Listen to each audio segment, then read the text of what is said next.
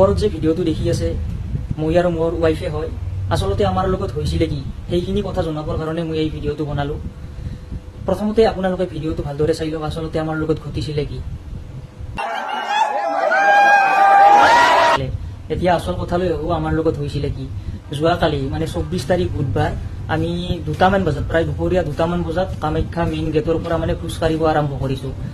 প্ৰায় 3 ঘণ্টামান খোজ কঢ়াৰ পিছত মানে ওপৰত ইমান ভিৰ, অলপো মানে মানুহ আগবাঢ়িব জাগাই নাই, ঠাইয়ে নাই।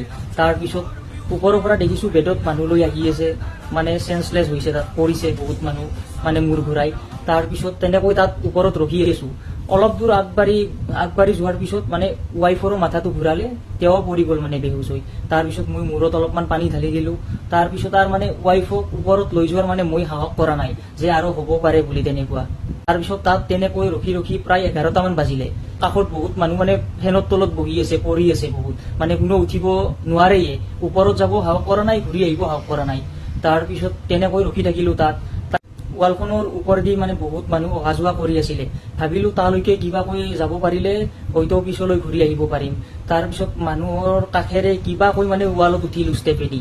তাৰপিছত সেইটো চাইডেদি যাব আৰম্ভ কৰিলো। অলপমান যোৱাৰ পিছতে তলৰ মানুহবিলাকে চিঞৰ বাখৰ কৰিছে আৰু লগতে পানীৰ বটল মাৰিছে।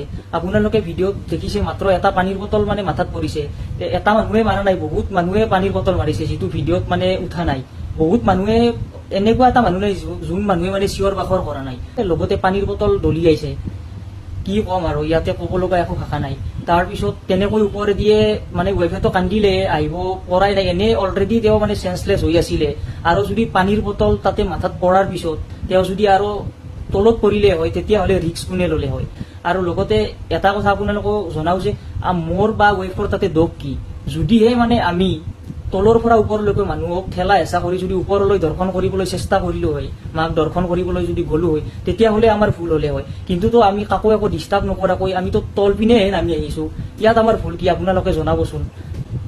নাৰী এটাক অপমান কৰি মা কামাখ্যাক দৰ্শন কৰিব গৈছে, তাতে পুণ্য কৰিব গৈছে, কি আশ্চৰ্যজনক কথা নহয়নে।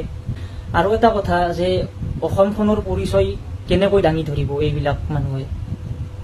অলৰেডিতো বহুত জঘন্য কাৰ্য হৈ থাকে এইখন অসমত, কিন্তু কালি নিজৰ লগত হোৱাতে গম পালো যে একো নভবাকৈ কি হ'ব পাৰে মানুহ এটাৰ লগত, বিশ্বাস কৰিব নোৱাৰা কথা। এতিয়া আপোনালোকে বহুত চাপোৰ্ট কৰিছে, যে কমেণ্টত কৈছে যে তোমালোকৰ একো ভুল নাই। হয়, সেইটো নিজেও মনত ৰাখি থৈছো যে একো ভুল নাই, কিন্তু মানুহবিলাকৰ মেণ্টেলিটি চাওক কেনেকুৱা কাৰ্য কৰিব পাৰে। কিন্তু এতিয়া ইয়াৰে ওপৰত কিবা জাষ্টিচ পামনে আমি, এইটোৱে আপোনালোকলৈ প্ৰশ্ন আছিলে। বেলেগ একো ক'ব লগা নাই। ধন্যবাদ।